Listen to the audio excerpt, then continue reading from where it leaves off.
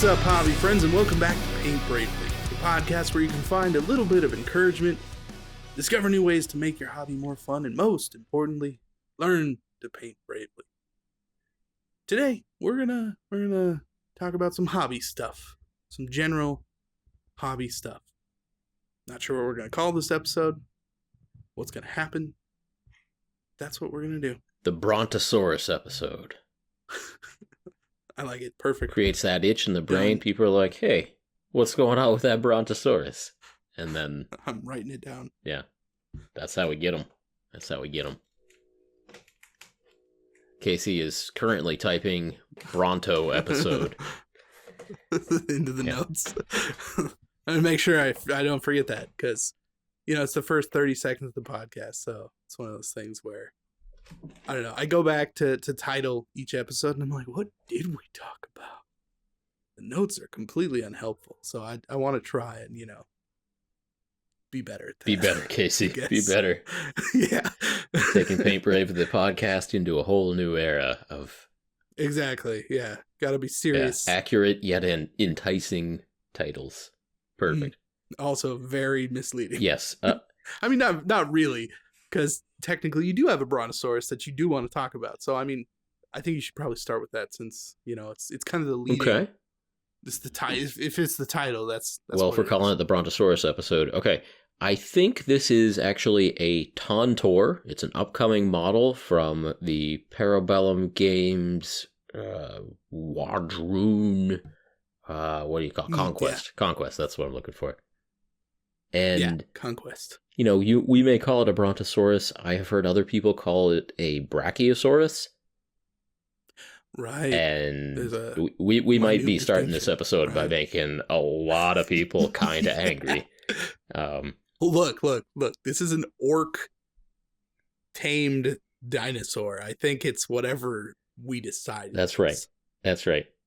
Yeah. And in movies such as Jurassic Park, they are portrayed as herbivores. But I gotta say, this model has some teeth on it. So I don't think it's a Brontosaurus or a Brachiosaurus. It is a Tonto. So, right. Yeah. Makes more sense. Yeah. It's a big old model coming up for Conquest. Like big, like it came on 8 sprues. Jeez. Yeah. So it kind of puts it into a whole new category. Conquest is a 38mm scale game. Anyway, all of their minis are taller. Instead of other games that might be nominally 28 or 32mm, this is 38mm. It's bigger. Yeah. But even so, if you put Conquest orc next to this guy, they come up to like the knee of the Brachiosaurus. And those are big orcs. They are big orcs. So, they are big orcs. That's a big model. It is a big model. And like if you buy a box of 12 orcs, I think there are 1.5 different sprues. I think normally they'll come with like 3 copies of a single, decent size, medium sized sprue, plus like half a sprue of kind of the command upgrade bits. So a normal kit from this company is 1.5 sprues. This dinosaur is 8 different sprues for the dinosaur, and there's a howdah that has like a giant turtle shell on it, but also, a little enclosure and a couple of riders, and there's these giant mammoth tusks. And I think there's also a different variant of this model. They swap out like 2 of the sprues for 2 other sprues, and instead of giant tusks, it's like giant horns or something. So you get some nice extras if you don't use everything. No, well, I don't know what comes in the box, actually. I don't know. They didn't send me the horns. By horns, I mean like musical horns, in addition to tusks. Oh, okay. Yeah. So okay. I have the set that came with the giant tusk, like mammoth tusk sort of things. That sounds cool. It is cool. And there's another variant that has kind of tusks that have been hollowed out to make horns, like musical. It's a musical dinosaur in that variant. Yeah. Oh, okay. So I think that means that between those 2 variants of this one dinosaur, there are 10 sprues that they had Archon Studio carve out for them and go into production with. Yeah. That seems like a lot. Seems like a lot. That's a lot. I mean, considering, you look at it from like how much per sprue costs to, CNC out or whatever. Mm-hmm. Yeah, they're putting a lot on this big beefy model. Yeah. I mean, it's measured in tens of thousands of dollars in general for like mm-hmm. making a sprue for polystyrene injection molding. So, they invested a lot into this model, and that makes me curious. So, I don't know. I've been working on assembly and painting. I'm also hoping to get to talk with Archon Studio and with Para Bellum Games. Just like, why did you make a single kit with 10 sprues? But also I have some serious questions about the engineering that goes into making larger models. So I was doing a little bit of my science thing, and I got out my scale. I got out my fine scale. And for this dinosaur, most of the weight in the sprues is the bits. Mm-hmm. So I made the dinosaur, I weighed the dinosaur, and then I weighed the leftover like runners and sprue bits, the just the useless stuff, the frame of the sprues. Yeah. And it was I think it was like a 2-to-1 ratio of the weight of the dinosaur was like 2 times the weight of the leftover sprue bits, which is pretty much flipped what a lot of kits are. Like mm-hmm. if you just build a kit of orcs or elves or dwarves or whatever, I think most of the time the runners and the sprue and the leftover like frame of that sprue is heavier, more mass than the actual model bits. Right. And so I just started the conversation with Archon Studios, but yeah, there's kind of process differences there where they change up like the pressure of the injection molding because it's actually, you require less pressure to fill the giant molds of like half of a Brontosaurus or whatever. Like, instead of trying to like force molten plastic into all the little details of like somebody's bow or whatever, you're just trying to like fill up a Brontosaurus tail. And so you can do that with a lot less pressure, apparently. But so I am really curious about the engineering requirements and the different trade-offs that come along with changing from tiny miniatures to like a big old dinosaur. And so hopefully we get to the bottom of that. We can talk more about that one of these days. I mean, that would be interesting information to find out for sure.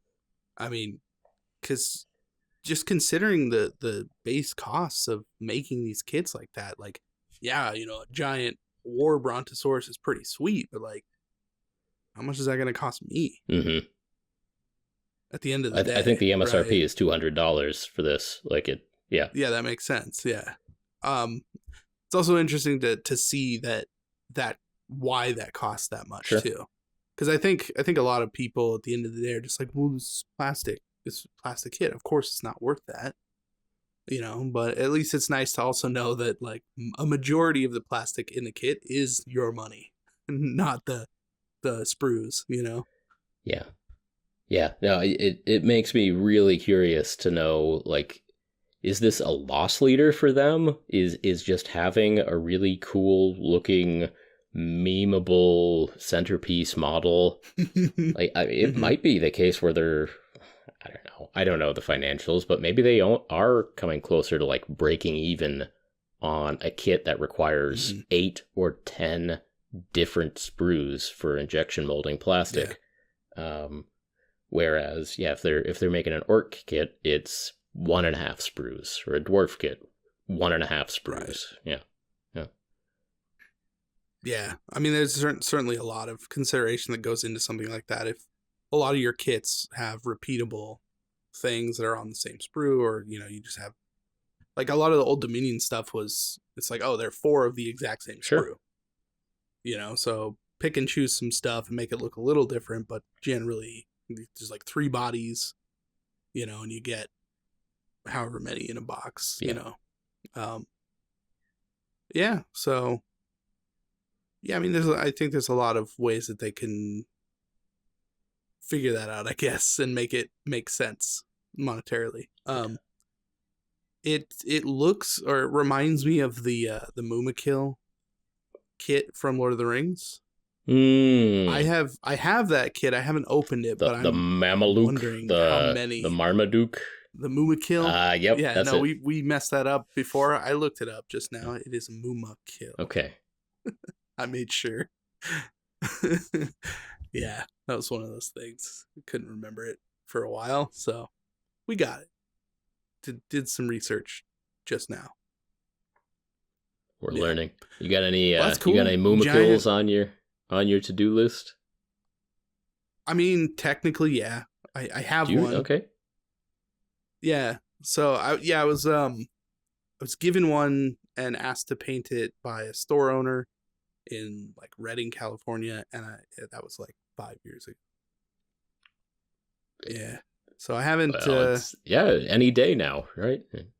Yeah, any day. I'm feeling it more than ever now. Like, you got your Brontosaurus. I'm like, I got a giant elephant with tusks and a canopy dealie on its back and dudes in it. Like, that sounds cool. We're just setting the mood here. Yeah. Though I might wait for that giant Brontosaurus. Ooh. So I don't know. Mm-hmm. I haven't gone into any of the orc stuff in Conquest, even though that's usually my go-to for most games. Like, I'm gonna look at the orc line and go, like the dinosaurs. I like the dinosaurs. They're pretty neat. The feathers are always good. There's a lot going for them. I'm gonna let you in on a little secret, and they're big too. So I mean, that's nice. Oh yeah. Yeah. I got something to tell you. I'm going blue orcs. Yeah, not green. Oh, okay. Not green. We're going like Not blue, green. teal, like that sweet purple to teal kind of transition. I like that. So, that's a good one. I've That's one you can do that, like, underspraying of purple and then the zenithal of teal. Yep. And everything has that nice transition to it. Yeah, I like that. Yep. So that sounds we're nice. gonna try that, see if it works. I haven't quite figured out the actual colors of the brontosaur and turtle shell and howdah yet, but we'll get there. not gray, I guess. Yeah. I don't know, like a bright blue dinosaur sounds pretty good. I started with a gray blue for most of the body, and then I think I want to do kind of like a dorsal stripe of some kind. And I started by throwing down a purple dorsal stripe, but I might switch it. To blue. Might switch it to red. Who knows? Who knows? It's up in the air. All right, enough Brachiasaurus. What's going on with you, Casey? Well, I mean, since we're talking about orcs, I'm painting an orc right now. I got a real nasty looking orc war boss that I found for like $14 on eBay. It's got like 5 or 6 full-on layers of paint on it, and it took me at least, like, I don't know, an hour to legitimately strip the entire model, because I put it in and started scrubbing, and it's like, okay, I got that layer off, and then it kept uncovering more colors. Like, I scraped this like red and blue off, and all of a sudden there's this yellow layer, and now I'm down to a green layer. Ooh. And I can see the primer. It's like they primed it white, and it's like all kind of tinted green. Now I'm making it through the primer. So close.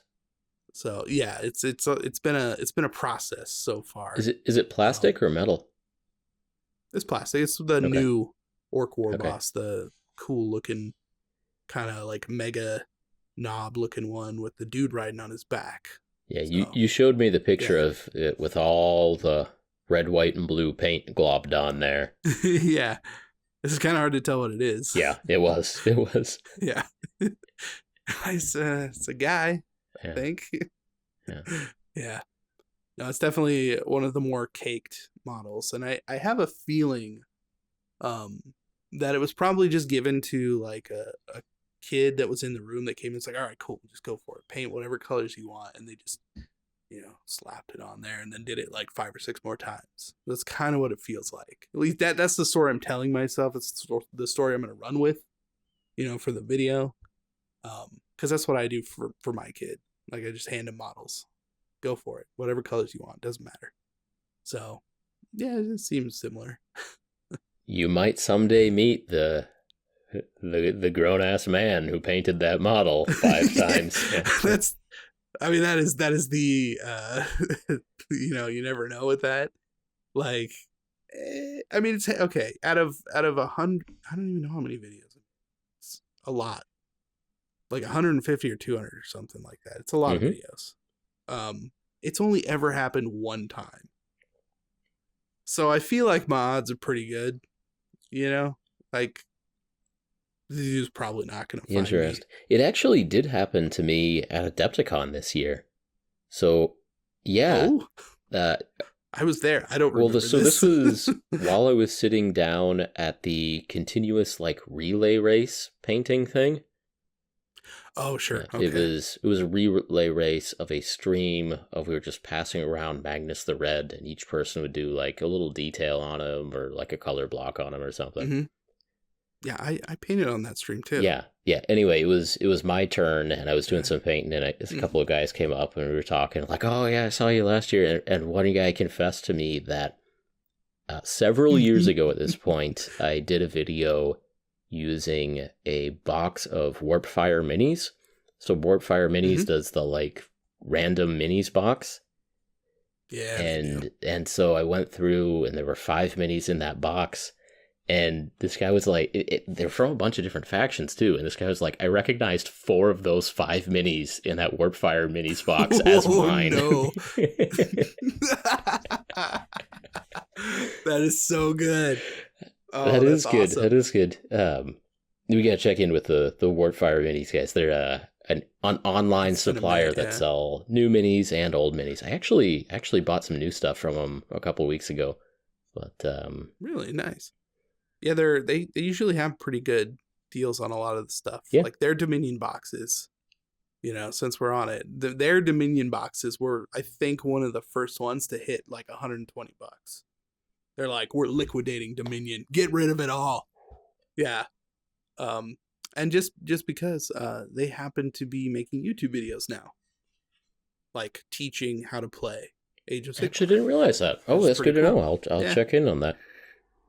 Yeah, I mean they've expanded quite a bit. They moved to a new store, and I guess there's a ton more room. They're doing a bunch of cool stuff. Right on.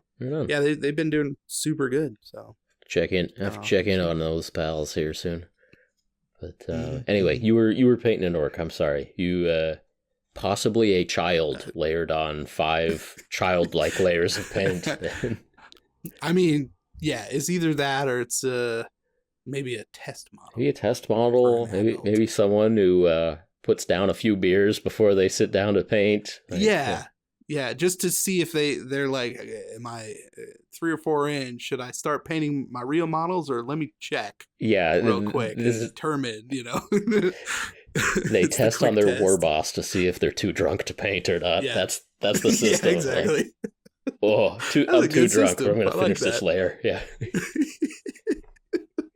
I'm not gonna lie, I've totally been there. Rolling my paintbrush like is a terrible idea. Don't do this. You're gonna ruin this. Yeah. So yeah, who knows? But I'm running with the colors that were at least the ones that I got, initially to see. The reds and the blues. No, I'm not doing the whites because I feel like they painted the skin white, so they were gonna paint it green, because that's easier. So I'm gonna go for like a nice red armor and a nice like blue accent, that kind of thing. And so far, I mean, because I actually have almost finished it at this point. Okay, so you did get through the stripping and repainted it. Okay. I did, yeah. So I'll be finishing it either after we're done recording this or like Monday or something next week. I don't know when this podcast comes out. I don't know yet. Depends on my test model. We gotta check that first. Yeah, we'll see how it goes. Yeah, I've been working on that crusty old orc. Actually, it's a new orc, but whatever. I finished a giant Necron army. Yes, you which did. was pretty fun. Yes, you did. That was fun. Yeah. So that's why I'm painting the orc, though. I needed a break because, man, I was like down to the wire painting those Necron to like put out a video on the schedule that I like to put out videos on. So yeah, I spent a lot of time and I stayed up way too much trying to just paint like, I don't know, 3,000 plus points of Necron. Had a friend come over and help me assemble like 20 kits. That's a lot of kits. It took forever. I hate assembling models so much. It didn't help. Yeah. Although we did get to see some interesting like history with some of the Citadel kits. Because there were some from like 2003 in there. All the way up to 2021, I think was the newest set. Okay, yep. So, yeah, like some of the older kits are really dumb. Like, really dumb. And I remember thinking they were decent at the time. And it's like, oh, yeah, you know, a torso, legs, couple arms, and a head. Like, that makes perfect sense. But, like, these Necron models don't make any sense at all. Okay. And like trying to put two arms onto like you're holding the two arms and you're trying to put like a bigger gun or like a staff or something. It's impossible. You know, like half glue everything and kind of hold it all up together and then like jam it together and like hope it dries properly and one of the sockets isn't popped out or something. Or, you know, it's because it's just at the wrist where the hand has to attach. You know what I'm saying? Yeah. Oh my goodness. Yeah. And they're all skeleton sizes. Yeah. So there's no beef to any of them. So it's all teeny tiny little contact points that aren't going to work. It's not good. And like they've mostly improved that. Yeah. How does that hold up to the final silver dry brush? How do those wrist joints fare? So, yeah. I only broke like 4 models while I was dry brushing. And I didn't mention that in the video because I didn't have time. But, you know, it was like... it's a minor point. Like, as I'm dry brushing, it sucks. Because it's like, these are basically done. And now I got to re-glue this and stuff. So, yeah, it kind of sucked. But, I mean, 4 out of probably, I don't know, 120 or 150 models isn't bad, I guess. No. And that's all done with, like, plastic glue. So they were welded on there, you know, as best they could be. But still, man, like, it took me, one of the kits was like 5 guys. And I was just by myself. It was like the first day I was working on the army. And it took me, I swear to you, like 6 hours to put together like 5. Oh, I understand. Assembly takes a long time. A long time. Yeah. Yeah. So I was watching a video that Winter's SEO went to Poland and did a video at Den of Imagination like last year. Mm-hmm. And I only found the video recently, but it was kind of cool to see. Den of Imagination is, I think, the world's largest like commission painting studio. They do some other stuff also, but they have a big commission painting business, both for you know like private individuals, but also they do box art for things. I think they were pretty involved in like the initial frameworks release. Like I think a lot of the well, the box art for Framesworks is hideous computer renders, but I think they did do the set of Frameworks minis, like the painting on them that made them look cool. I think they might have even done some of the sculpting. I'm not sure, but interesting. Anyway, Den of Imagination. They, in addition to having like a couple of rooms filled with people painting for commissions, they also have a room of people assembling. Like that is, and it's interesting to see the breakdown. Like I think there were more painters than there were assemblers, but I think it was like, we've got 30 painters and like 15 assembly people or something like that. Like, it's still like surprising, right? Because it really does take a lot of time to assemble minis, and sometimes we don't fully realize that or fully process it. But it takes a lot of time. It really does. Yeah, and if it's not your favorite thing, like fair enough. I mean, when I could just go and pay either the same or less for models that are put together, and honestly, in my experience, probably just as well as I could put them together. No, it's hard to I've got a ignore. thing where like, no, I other people's mistakes will drive me nuts. Like if there's a gap in a model, sure. like even if it's, a hard to assemble model where I would have had that gap also, I'm like, oh, you didn't get your opportunity to not have the gap. Because a lot of times with plastic glue, you spend long enough holding two bits together, they fuse pretty dang well, and you don't have a gap. Sure. You force it and get some clamps or something. Yeah. No, I feel you. I mean, this orc, right? It had some gnarly gaps that I did fill with milliput. But I was happy to do it, honestly. Sure. It was perfectly fine. It's funny too, because I bought the thing going like, oh, that's the new war boss. I don't have one of those. And of course I walk into my back room and I'm like, no, I have one of those. Yeah. It's in the box, unbuilt, because I haven't not painted red, white, and blue, but you do have one. Yeah. Yeah. Well, it's because it kind of crossed my mind because it was missing parts. That's why it was like less expensive, because it's like a $40 model new, and I got it for $15. So like, cool. And I almost was like, maybe instead of finding bits that I have that work, I'll just crack open the box. And I'll just take from that one and make this one. And I was like, no, I can't do that because it wasn't put together great. And that did bother me enough for me to not want that to be like my main focal. It's like, it's the war boss. He's got to look cool. Your side boss. Not that this one won't, but yeah, exactly. So I get it. Yeah, I ended up not doing that. I used some old stuff and parts from other things to make it work, and it does look some cool. Necron arms and stuff. Yeah, he's got a couple of Necron guns stuck to his back. Yeah, right. I certainly could have. Actually, that's something I can say about the Necron kits specifically, and I haven't had this experience with a lot of other kits. Is there are a ton of leftover bits. Like the extras in the Necron kits are insane.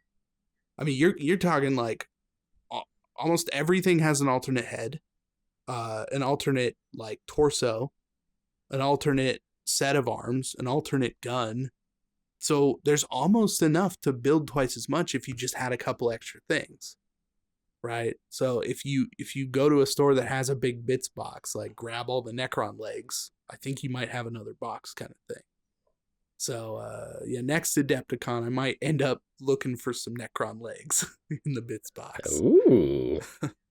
Yeah, I might actually have a plan going in this year since I had not had one the last couple of years. So I'll have to look at the kits again to make sure. But yeah, there were tons of bits in every single box, and that was going all the way back. That'll be fun. Yeah. So I think they've had that going for a while. The weird stuff though was some of the numbers on the sprues, even from like kits from the same year, didn't necessarily match. The actual sprues and layout was different for each box of the same models. And the books inside them didn't match the numbers for assembly. Every once in a while there are kind of errors. like, yeah. I mean, 2 in a row? Maybe if they were bought at the same time, same shipment or something. I don't know, but yeah, it was weird. And we only found that with the older boxes. Yeah. I don't know if I just got unlucky, but I've never actually had that happen before, so maybe. You're coming out of a long darkness of assembling endoskeletons there. Yeah. Yeah, that's true. But yeah, the newer kits are definitely nicer. Like because we got all the way up through what is it, Dominion? No, Indomitus, obviously. Indomitus, there you go, the 40K. Yeah. So the Indomitus box set, got all the way through that, and a couple of the newer ones, I think that came out right after that, and they were pretty nice. I mean, I definitely have to say that like building models has gotten easier, at least from Games Workshop models. I don't know about other companies. I don't tend to. I have a lot of models. I just don't build them. I've built a lot of Conquest models. I've also been working on some Frostgrave models. Ooh. Mm-hmm. I spent a lot of time last week working on Frostgrave models, And then the stupid Brontosaur came in the mail. I started working on that. And then I was doing a Twitch stream. So I think I'm going to be a Sunday Twitch streamer for at least the next few months. That'll be my thing. Like Sunday afternoon, evening. That's my Twitch time. And something unexpected that's come out of this is I've actually gotten some good ideas for projects and videos from just hanging out with the Twitch chat. It makes sense. Like, yeah, of course people are going to have cool ideas and questions are going to lead to things. But yeah. After last Sunday's stream, I went out and ordered a microscope. Yeah. So I was going to make a video about Frostgrave minis. I was assembling a lot of them. Then a Brontosaur came in the mail, and I assembled a Brontosaur, Brachiasaurus, Tonto. Yeah, and then I got started on painting that, and then the microscope came in the mail. So now I'm doing that. But yeah, exactly. But yeah, what we were talking about with the Twitch chat was just looking at paintbrushes and kind of seeing partially how to clean paintbrushes, how to maintain them, how to get the tips right, but also just looking at, different levels of paintbrushes, looking at multi-pack brushes, looking at synthetics versus natural hair versus very expensive natural hair brushes. And so, yeah, that's what I've been up to today. Just look at paintbrushes at 3000x. Yeah, I think it's more like 200x, but it's fun. On. It's good. It's good. Whatever. Yeah. That's pretty awesome. Yeah. The microscope does go up to 2000x. Like I can switch out the lens and do that. And yeah, I think a couple hundred times magnification is good for looking at like the shape of the brush and is there a curve to the bristles and are the bristles hanging together or do we got some rogue ones sticking out at stupid angles? Oh yeah. I wonder if you can find if under a microscope can you find the leader hair that you're supposed to like snip off or whatever for a lot of those brushes. Absolutely. Yeah. Okay, that's kind of awesome because it's kind of hard to see. Is that actually a thing? Like I've noticed that before of like this brush has one bristle that is way too long. It's supposed to be what the other bristles end up being conformed to make the shape initially. Okay. And you're supposed to like pull it out. Oh, that's a real thing? Okay, I gotta learn. Yeah, or else that single hair will like curl. Yeah, for sure. And like wreck your brush. Well, I have frequently observed that like, oh, this brush is pretty good, but one bristle is way too long, and yeah, either pluck it out or snip it off at the right length. Yeah. I didn't know that was. Yeah, I think it's like a natural hair brush thing. Okay. Pretty sure I've seen it in synthetic brushes too. Probably. I mean, it might just be how they make brushes. I didn't know if that was part of the manufacturer. I just assumed it was an error, a fluke. We got a straggler. Yeah. Winsor and Newton doesn't make mistakes. Okay. Come on. But anyway, that I've heard that though. It could just be a myth. That's the sort of thing I want to learn about. Of like really taking a look at the brush and just another way of understanding our tools. Like, there are all the myths and best practices floating around from hundreds of years in the art community, and then, like, floating around weird parts of Nottingham, and eventually making it across the pond. And, I like the idea of kind of starting from basics. All right, let's just take a look at this thing. What are we dealing with here? What is a paintbrush? And trying to derive best practices maybe from that angle as well, and see if they line up with what we've been taught. Folk tales. Yeah.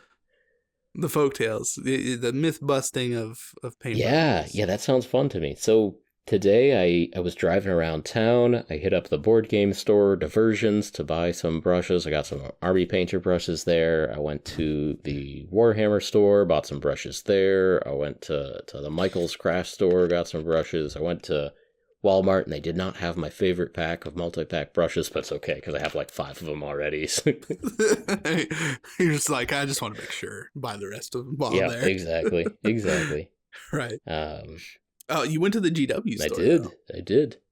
Now, we've talked about this in the past, because you've gone to your GW store quite a few times. From time to time, yeah. Yeah. It's kind of a running I think gag, it literally but is the owner closest hobby store recognize to you. me. Yeah, it's Well, there you go. There you go. But did the manager recognize you this time? look, he's a friendly guy, Sure. and he's very open and outgoing, so that it seems like he recognizes anyone who walks in the store. So he's good at customer service. Yes, he is. That being said, there were no specific cues that would indicate that he had any idea who I was, or that did confirm that he in fact recognized me from walking into that store before. And okay, it's a running joke. It's a running joke on Paint Bravely, the podcast, and I feel really bad about it because these are one-person stores. There's one manager in these stores, and it is canon that I live in the Portland, Maine area, and there is only one Warhammer store that would be the closest hobby store to me. So, it would be pretty easy to figure out who this individual is. That's why we want to be very, very clear. This is a friendly man. I like being in his company. I have to bleep that out. He's a friendly man. I like being in his company. It is a clean and apparently well-run store. He's doing the best he can with what he has. No indication that he recognized that he's ever seen my face before. Including since the last time you've been there. I was actually there 2 weeks ago. I got some Chaos Warriors, but it's nothing. Oh, no. But no, I don't know. There's the standard script of engaging in conversation to try to get people to buy Games Workshop products so that he can meet his quota for the day, the week, the year. They don't run it on long enough terms to be a year. They like it, but I think it's like a month. That's got to be the longest horizon time zone of What's actually funny is so there was a Comic-Con here in Reno, like 6 years-ish ago, and it was one of the Wizards Comic-Cons, so smaller but still some cool stuff going. Some people were there. There was a Warhammer store that was going to open in town, and I was so tempted to apply. It was I think I just started a YouTube channel. Okay.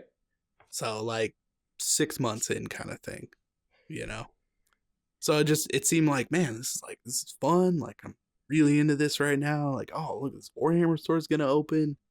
They were at the Comic-Con teaching how to play Warhammer kind of thing. So me and editor Matt played a demo game, and then we ended up going to the store I think the next day. And I still frequent the store. It's gone through a manager already. So shout out to Mason from the Warhammer store in Reno, because he's an awesome dude. Recognizes me every time. Good for you. Says hey. He's a cool dude. See, I'm gonna remember that. I'm actually going. I'm gonna be going there pretty soon. I pre-ordered some. I think something from the new Warcry stuff that's coming out. It's being shipped there. One day I'm gonna visit you again. Go hang out. You take me to that store. Yeah, we'll do it. You and I will do it up. That's a good idea. We'll do it. Just a little quick little test. Quickly, yeah. It'll be good. We'll see what happens. Yeah, because the last time I was in there, there were 4 or 5 other people that came in. Somebody came up and was like, "Dude, I love your channel. It's great. All this stuff's great. All the people." Mm-hmm. So yeah, in that 500 square foot little prison closet, yeah, a few people knew what was going on. It's good. It's good. Good for you. Yeah. Yeah, but still nothing. Cool. Well, my guy, I can't remember actually. I may have asked his name years ago, and I have forgot it. So that's on me. That is on me. But I'm gonna call him Kyle. He seems like a Kyle. He's a nice dude. I'm friends with my GW manager on Facebook. Yeah. Okay. Cool. Good for you. Maybe I'll friend Mason. He sounds cool too. Yeah. Yeah. You should. Well, and he know who you were. Well, Kyle is a pretty good painter, and I saw what he was doing with Leviathan, and I'd put him up against Mason any day of the week. Yeah. I last time I was in was Mason was painting up some Leviathan. Okay. And he was explaining to me the process of which of how Games Workshop tells their employees how to paint Leviathan. Yeah. Yeah. Was very specific, and apparently you have to follow that pretty strictly. Yep. Kyle was telling me the same, and said they also had him on a timer, and that in addition to being the only employee at the store running everything without bathroom breaks, he's also in charge of painting up the demo set for the store.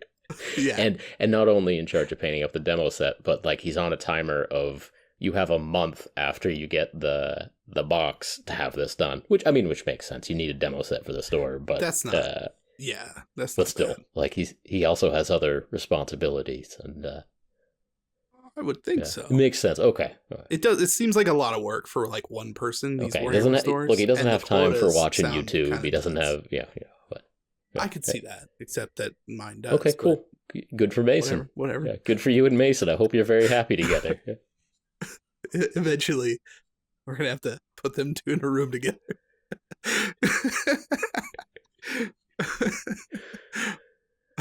going to be a good day. But anyway, I went in there to get a couple of paintbrushes for the microscope thing. And so I went in there like I mentally prepared myself to spend a stupid amount of money on 3 paintbrushes. So I went in there, and instead you bought one? No, I bought 3. But okay. They have one at like $6.50. They've got one at like $9, and they have one at $27.25 for a small paintbrush. I mean, like a Winsor Newton is in the 20s. $20. Yeah, like it's like $21 on Amazon. Okay, I just ordered one for $24. But yeah, I hear you.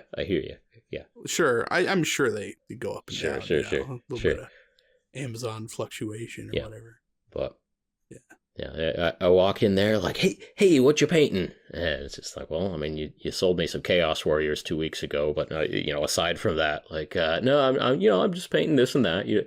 I wasn't gonna tell him like whatever I buy from here, I'm putting on under the microscope, and you better hope that it looks good, or else I'm making fun of it to like tens of thousands of people. Yeah. I still haven't put that one under the microscope yet, but I have the seed of a video idea of kind of going from cheapest multi-pack brush under the microscope up to most expensive brush. And even after that Winsor Newton comes in the mail, that $27 artificer brush from the Games Workshop store is going to be the most expensive, I think, in the comparison. So that is absolutely insane. It is. Because even if it's the same type of like Kolinsky Sable or something, I think it's supposed to be. Clearly, I think that's there the are idea. Other companies selling better brushes for less money. Well, let the microscope decide. I don't know that for sure right now.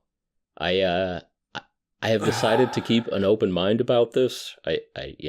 That's a good idea. We will blow it up 200 times, and we'll look at the data together. But if there are like 3 bristles pointing out at stupid angles, like Oh, I mean, that can happen. It's not Kyle's fault. Look, if the warehouse in Tennessee sent Kyle some bunk artificer brushes, that is not his fault. So right. Still, holy crap, that's so expensive. And I mean, those artificer brushes are like the extra small ones. So I have to imagine, like, if you took the artificer brush and put it next to a Series 7 size 1, there are probably 5 artificer brushes in that same brush.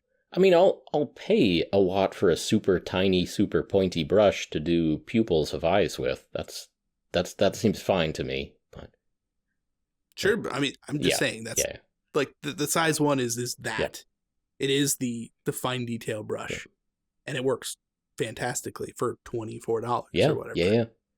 So if you can, I don't know.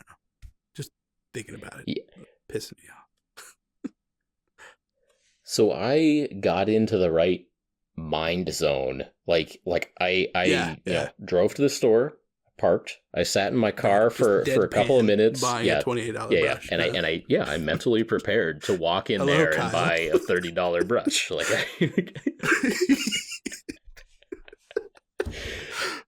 you have to like prepare for this. And I was like, look, you're gonna save the receipt. this is undeniably a tax write-off at this point. Like sometimes when I'm buying models, like, I think most of them are still legitimate tax write-offs if they, end up being a prop in a video. But if I am buying like a scientific consumable supply for doing an analysis on brushes, like, this is a tax write-off. So I'm just sitting there like, look, you're going to go in there. You're going to be polite with Kyle. You're going to buy some paintbrushes. You are going to save that receipt. You are going to sit, like, that's what I was focused on. Like, don't focus on the money. Just be careful with those. They use the heat ones. If it's in your car for too long or something, that thing will just turn black. You got to be careful with Seriously? Those. I swear they do it on purpose. Yeah, man. They're the heat transfer. Oh, the receipts. Yeah. Receipts. Yeah. Or they'll fade. Just become nothing. Yeah, I gotta take a few pictures of it. Yeah, for sure. No, that's a good point. Just cover yourself. That's a lot of money for a paintbrush. But I actually didn't know what the other two like levels of brush they had cost. So they have one they have like a Games Workshop synthetic, and then they have like another higher level of, I think it's animal hair. I don't know if it's also Kolinsky Sable or just a lower grade brush. I don't know. But I bought a total of 3 brushes, and I was aware that one of them was going to be like $30. I had no idea what the other 2 were priced at. So I took my 3 brushes, I walk up to the cash register. I'm like, oh, you all set there? I'm like, yep. We got some brushes. Like, these will keep you busy for a while. Like, well, probably about a couple days. About 5 minutes on the microscope. But they'll keep me busy. Talk about it for 15 minutes on Paint Brave with the podcast. That's for sure. But yeah, I had no idea what the total was going to be. It could have been anywhere from, like he could have said $87, and like, like my face would have registered some surprise, but I would have been ready for it. Yes. yes. $87.23. Yes. $87. Would you like to round up to the nearest dollar? Yes. Yes, fine. Yes, I would. Fine. You got me, Kyle. That's you got me over a barrel here, Kyle. Yeah. Yeah. What are you gonna do? Couple of paintbrushes. Jeez. But no, it was lower than I thought. It was like $42 or $47. But actually, he said the number, and in my brain, I'm like, oh, it's not so bad. $47 for 3 paintbrushes. Oh, it's not so bad. See, that's how they get you. They're trying to shock you before you get in there, and then you start grabbing things you don't even think about it. You're just like, oh, that's way less than I thought. It is I thought it was gonna be. It is the first time I've been at that cash register, and in my brain that said, oh, it's not so bad. Like I was like, it was the first time. Yeah. Like every other time I've been at that cash register, it's been like $10 or $15 worse than my worst expectations. Right, yeah. Oh man. And this time I was ready for $84 for 3 paintbrushes. Like, only $45.34. Like half of what I God. thought. Oh, okay. Oh, they only charge $6 for the synthetic multi-pack brush. Oh, thank God. Yeah. For their synthetics, they've always been like at least decently priced for what it is. Although I still can't say that they're good brushes. No. But yeah, I remember 20 years ago that I was buying $5 or $6 brushes at Games Workshop, so I was expecting even that base level to be at least $13.75 or whatever. Yeah. Well, they used to be not synthetic. Okay, so they just added like a cheaper variety in it to hold that. The first paintbrush I ever bought, a red-handled Citadel paintbrush, was a standard paintbrush, was a sable brush. And I painted a lot of models with that one brush because I thought that's just how it did it. Yeah. And it doesn't look pretty now, but that was 20 years ago. I could probably still paint eyeballs with it. So, yeah. Yeah. And that was like $6. Yeah, for sure.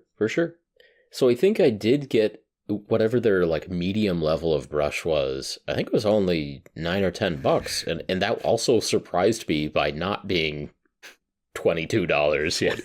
Yeah. Now, if I had tacked on a can of spray paint, that would have brought my total up to like $137. But yeah. I mean, look, I don't know if this is true. I've always heard this, but like Chaos Black spray isn't primer. It's just black paint.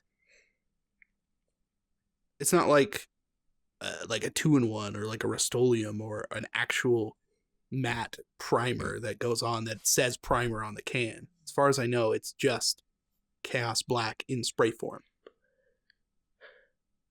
So I think the distinction between spray paint and spray primer, I think that's a pretty fuzzy line.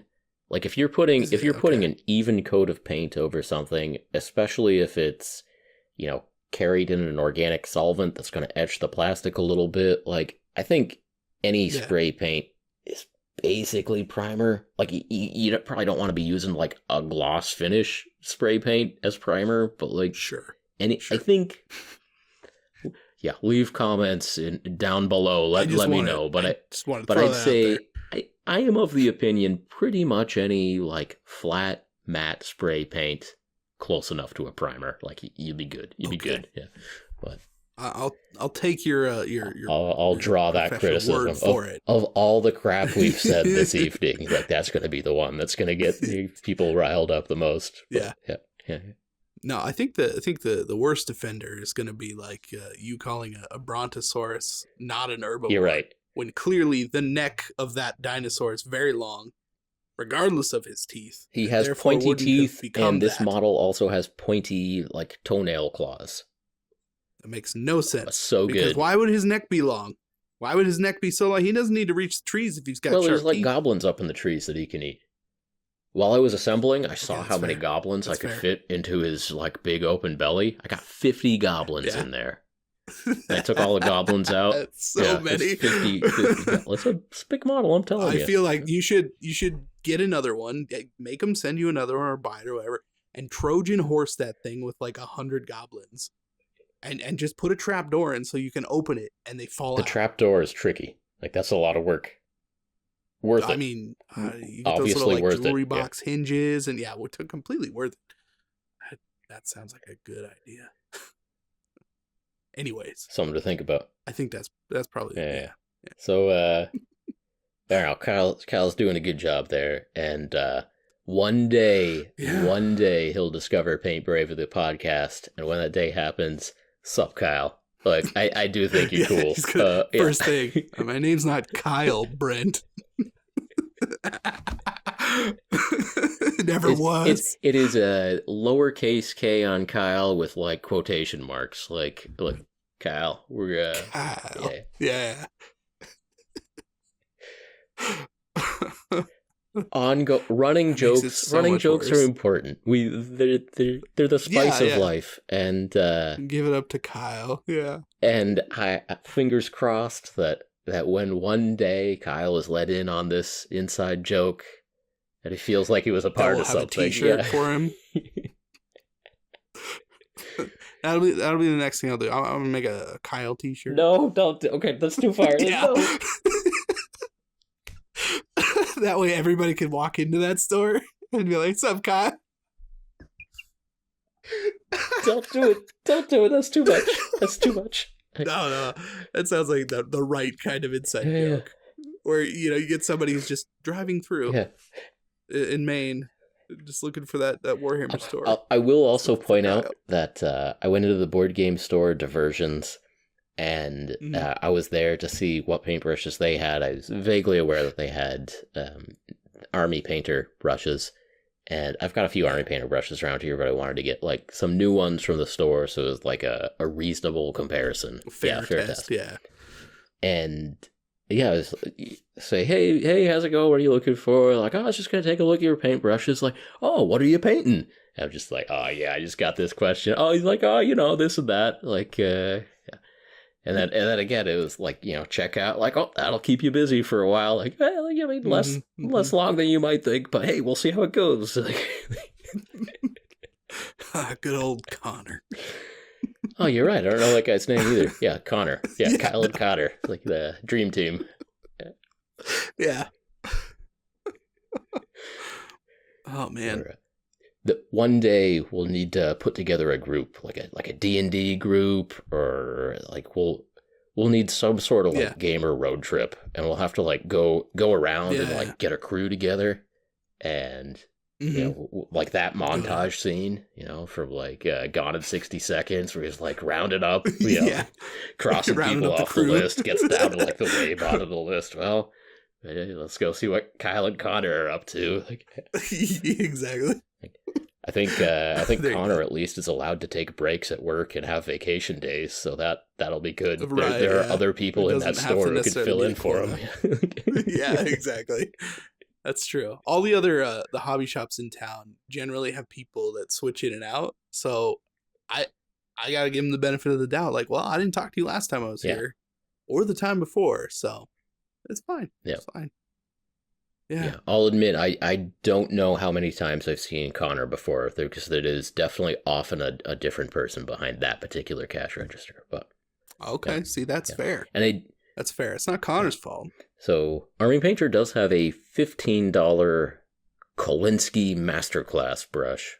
Hey, we'll see how that looks under the microscope. You know, hope you lads are ready for the close inspection.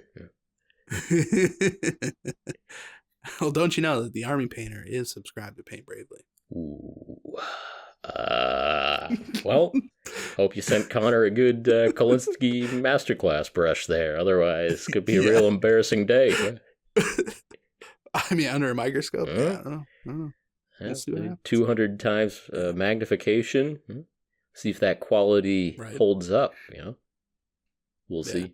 I mean, I am curious about that particular brush, because some of their, like, I'm not a huge fan of their, like, normal standard brushes.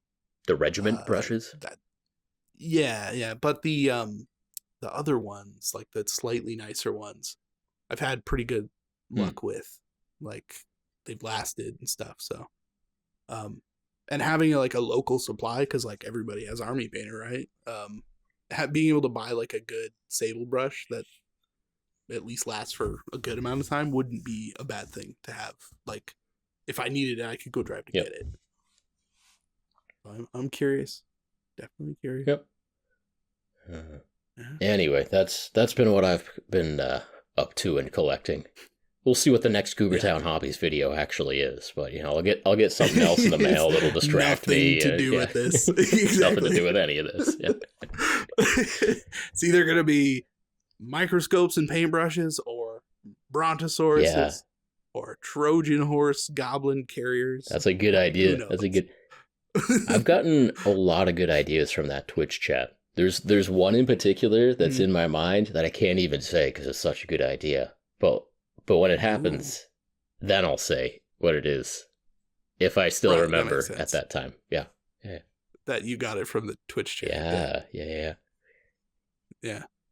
I mean, it's not a bad idea to, like, source ideas from the people who are potentially going to watch those videos. Yeah, but I don't know, just talking to people while you're painting and stuff, like, I expected it to be entertaining and to help to pass the time and to be good to make connections with folks.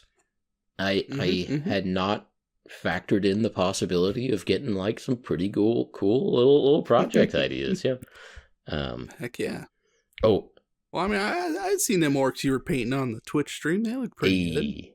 Where's my orc video? Oh, I wasn't recording those. Those ones don't matter. And like I was saying, I'm kind of done with green orcs for a little while. I was thinking about getting into those conquest orcs, and I just couldn't do it. I couldn't paint them green. I was like, kind of going through the possibilities to do, like, more human skin tones, but, like, they've got some tribal coding that I don't really want to do, like, just tanned human flesh. Like, I wouldn't feel great about that. And sure. Or walking into a minefield on that one, but little bit. But bright blue and like teal and purple, whatever. That's solid color choice. Yeah. So that's something I got going on. And I just wanted to give a quick couple of shout outs. First off, like an hour after I ordered my microscope, Hellstorm Mikey posted a video where he was using a similar microscope to look at layer lines and 3D prints, And one, that looks like a cool video. Go check it out. But also, I got my idea from Twitch chat, not from Hellstorm Mikey, but he also had that cool idea. And right on, on record. And in that Twitch chat, we were talking about, we could look at paintbrushes, we could look at pigments and see like particle size. We could look at 3D prints, and Hellstorm Mikey had already taken care of that. But it actually is. I've seen that before though. Like I've seen it before. Okay. Cool.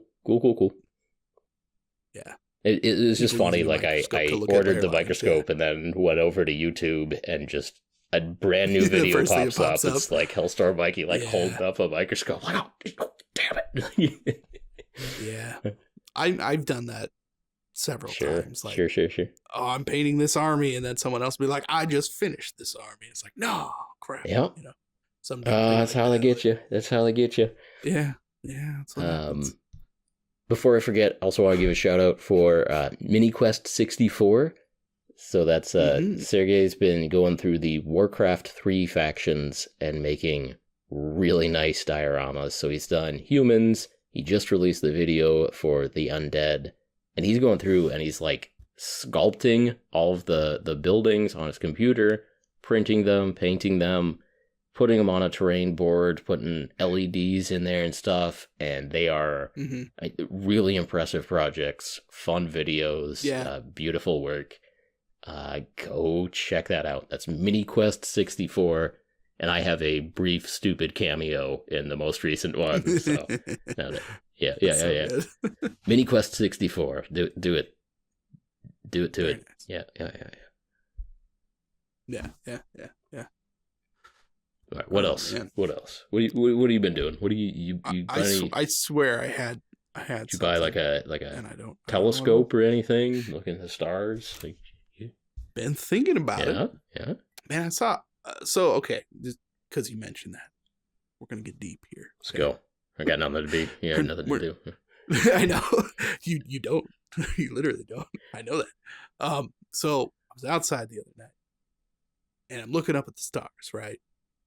And like, there were a bunch of like clearly like satellites going over, but it was like 50 of them in a perfectly straight line, in a row, spaced out evenly. And I took video of it. You barely see it on the video. I mean, it looks like a legit UFO video. Of course, I ended up looking it up. It's not aliens. Don't worry about it. I looked it up, and it's just like Starlink. Okay, I figured it might be, but that's okay. Yeah, makes perfect sense. I had that in the back of my head and was like, yeah. Is that just a part of our night sky now? Is just a continuous line I think so. Yeah. Okay, great. Good. I mean, it looks cool. Like, I'm not going to lie. Yeah. Like, it's pretty rad to see. Okay. And they were there. They were just going. I mean, they're hauling too, like, obviously. Yeah. You know. So, I don't know. Just wanted to throw that. That's neat. And so my understanding is it needs to be a continuous line, like they keep passing off the signal to the next one in line to keep you connected. Oh, okay. So that makes sense. I don't know how much of the Earth's circumference that 50 satellites gets you, but I think it just needs to be... It didn't seem like very many. It was like a minute and a half of satellites. Really? I feel like it needs to be... It was a good amount of time. Continuous. Like it needs to be an entire ring around the planet. I mean, that would be like the sci-fi way to go, for sure. And that makes perfect sense. Like you see a well, I think your internet just goes out every like 60 minutes otherwise. Or you get to have internet for 10 minutes out of an hour. My parents have Starlink and they don't have any issues. Okay. Yeah, they seem to like it. Or maybe the next one's in the line, like you just couldn't see, or maybe they were at a slightly different angle. Possible. I don't know. Yeah, cool. It might have been, because I was staring up at it for, the few minutes that they were going by, and then they just disappeared. Yeah. And then you stopped getting text messages for an hour. Yeah, exactly. Oh, man. Yeah, no, I immediately was like, these are Starlink, right? This isn't some weird thing that I don't know about. Like, no, yeah, that's just Starlink. That is cool. That is cool. Pictures. It was cool. I have a good fascination with space. Heck yeah. We'll get deep into that sometime. That would be good. Ooh. Space Bravely, the podcast.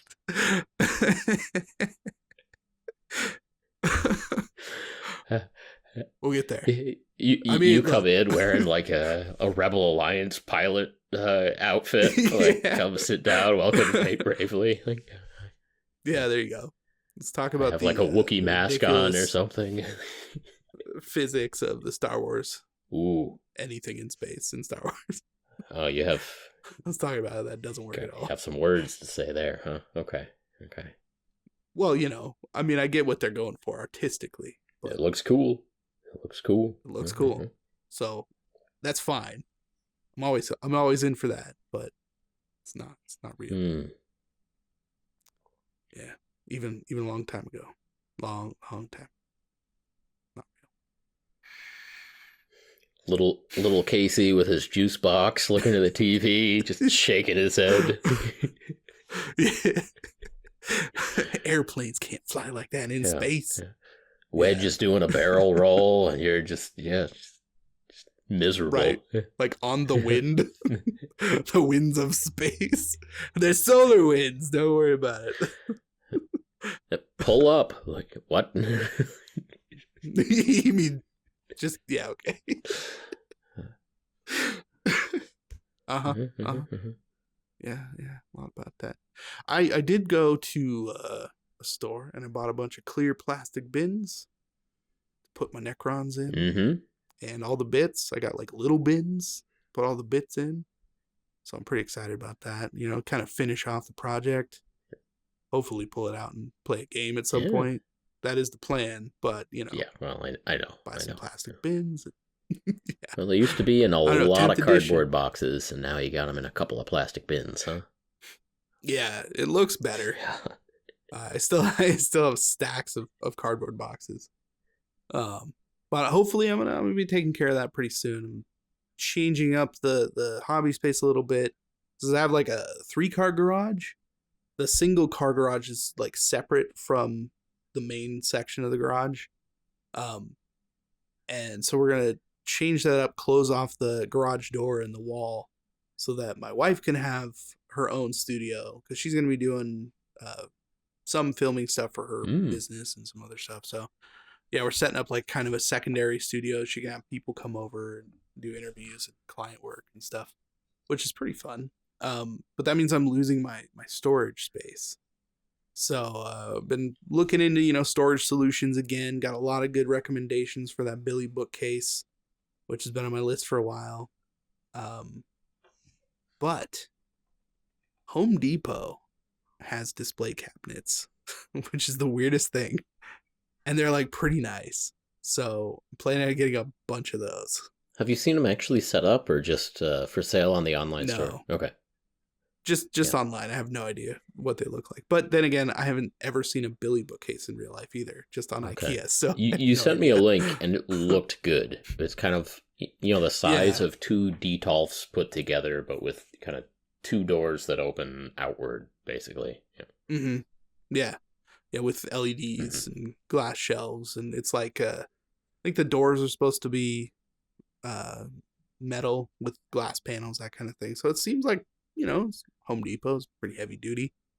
And I kind of have the whole garage vibe going anyway, so, you know, it should look pretty good. Yeah, they looked good. I'm pretty stoked. I hope you do that and report back. I wanna know how they are, because I mean the hobby community just has.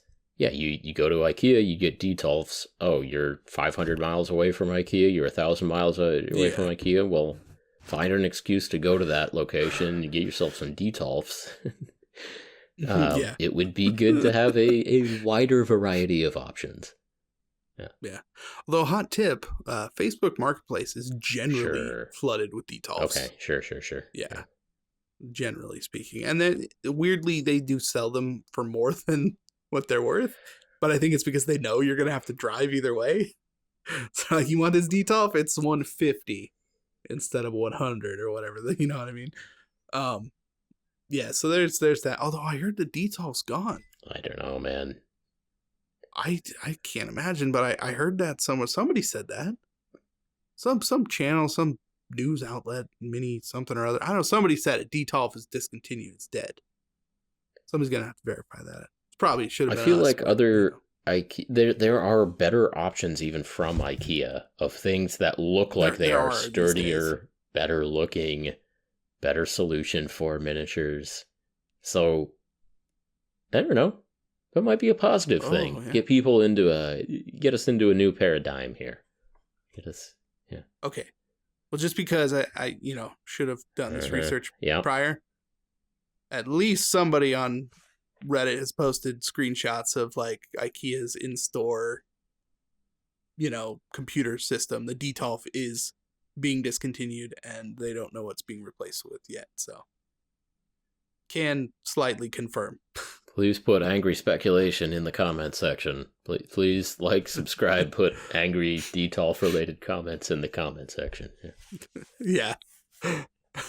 Detolf, you will be missed. Rest in peace, Detolf. Yeah. Just F in the comments. That's it. That's what it is. Man, that design of just all glass, but from the manufacturer of cheap paperboard furniture. I mean, I've seen a couple of pictures of them just completely falling apart.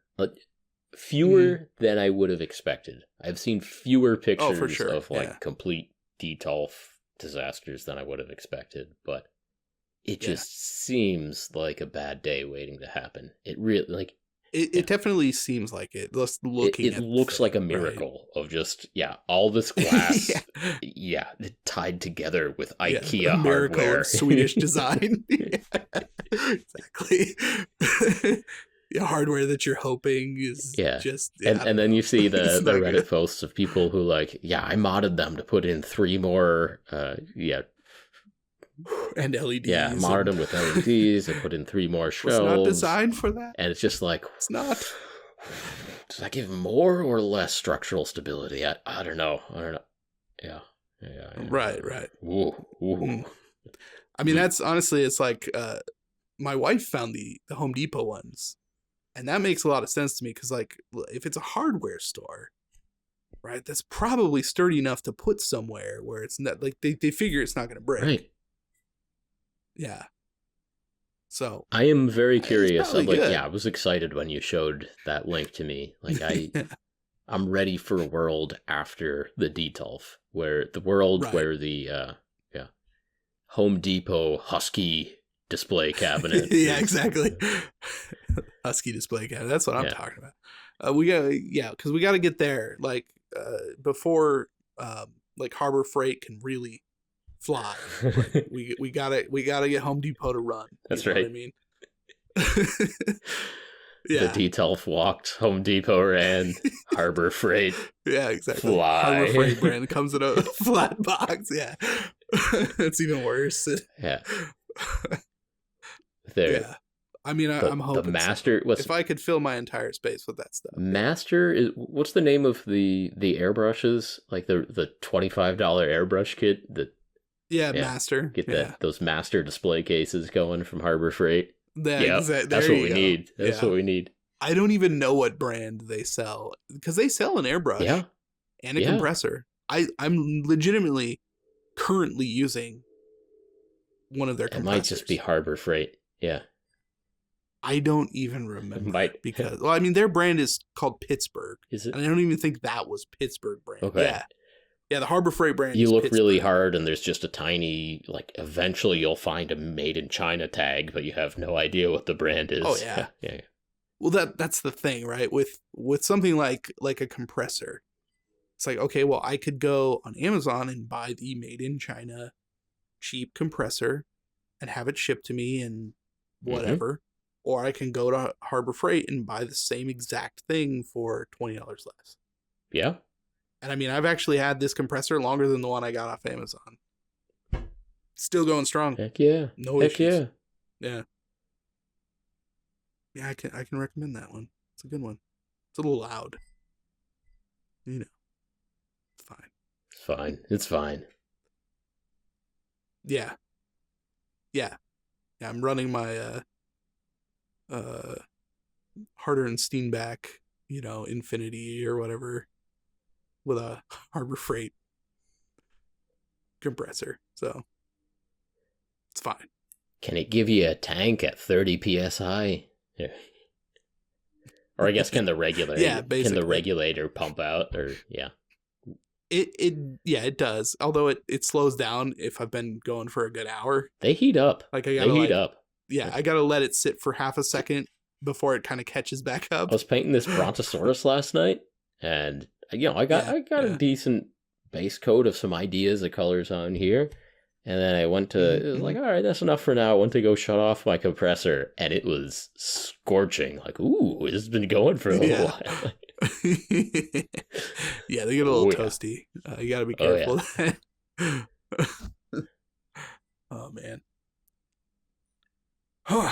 But yeah, so I'm getting a bunch of those cabinets, and I'm gonna fill my space. We're gonna put in a bunch of bookshelves. We got like 12-foot ceilings, so I'm hoping to get some kind of like built-in, like we might have to build them ourselves kind of thing, but like storage bookshelves that go to the ceiling. Because I don't know, for some reason, one of those library ladders seems like a really good idea for just model boxes. You know what I mean? I got a whole wall ready to go for that. And you get like a slider for the library ladder? Exactly. Ooh. Yes.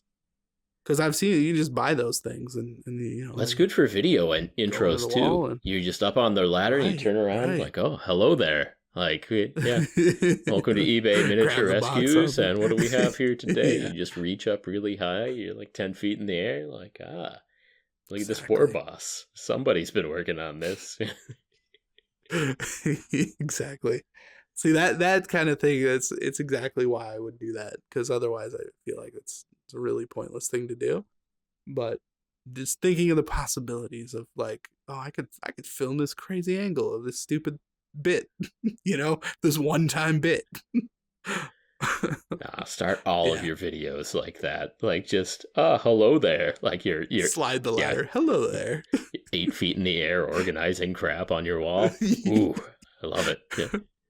Get those the glasses with the little thing that goes around the neck, and just take them off real quick. Reach up. I've seen it done.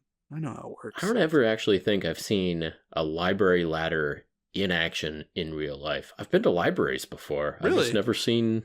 Sure. Yeah. But I was in a house not too long ago, where they had one in their house. They had a library. A mansion. You were in a mansion recently. Yes. Okay. Yes, it was a mansion. Yeah. I was doing work.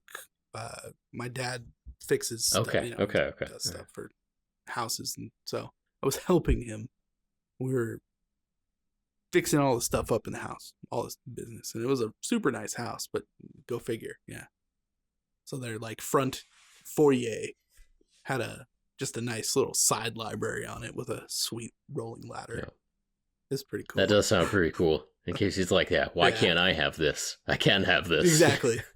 I got 12 and not for books I don't read, but I do have lots of miniatures. Well, the funny thing is, like, my living room has like stacked bookshelves on one wall that the previous owner had. They're like built-ins, and like I think there might be 10 books on that bookshelf, and there's another like 10 in my bedroom, because there's a whole wall of bookshelves in my bedroom too. Like, man, I don't know anybody that reads like legitimately that much to have need of that much book space. I mean, I know that there are people out there, but I don't know. I mean, I own a decent amount of books, but certainly not enough to necessitate 40 shelves of book shelving. Yeah, I mean, you've got 3rd edition, 4th edition, 5th edition, right. 7th edition. That's like, I don't know, 8 inches? I mean, I'm literally looking at all of my Necromunda right on a bookshelf. Yeah. Although now that I think about it, not that there would be a high level of wife approval factor going on, but I mean, I could certainly fill the space with minis and board games. You have a pretty solid shelf of board games, and you put those on like actual nice bookshelves. That would look good. That'd look real good. That's what board games are for, man. That would look great. Nice ones. Yeah. I mean, they would definitely go on the nice ladder wall. I was gonna do that. I'm excited, Casey. Yeah. You should do it. I'm gonna do it. I'm literally going to do it. We had a person come over the other day and is writing up a quote right now to take care of all the built-ins and all the stuff. So it's most likely happening, unless they're crazy and they're like, it'll be $50,000, which I suppose is possible. It's a lot to think about. A little bit, yeah. Well. Anyways, thank you again for joining us on another episode of Paint Bravely. If you enjoyed this podcast, please help us out by leaving us a review on iTunes, subscribing to the YouTube channel. I got it. And sharing this message with your hobby friends. And as always, we appreciate each and every one of you for listening, and we will talk to you next time. Share this with your hobby friends. We appreciate you. We'll talk to you next time.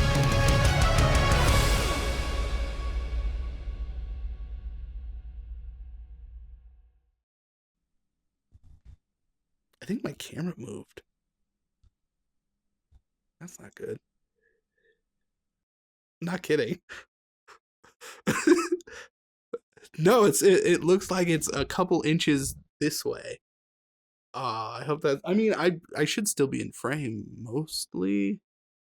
That's not good. Well, if anything, it'd be like a paddling cat on like 2/3 of my part and then me in the corner. Because I don't know. Oh man, I hope that I don't know why it would.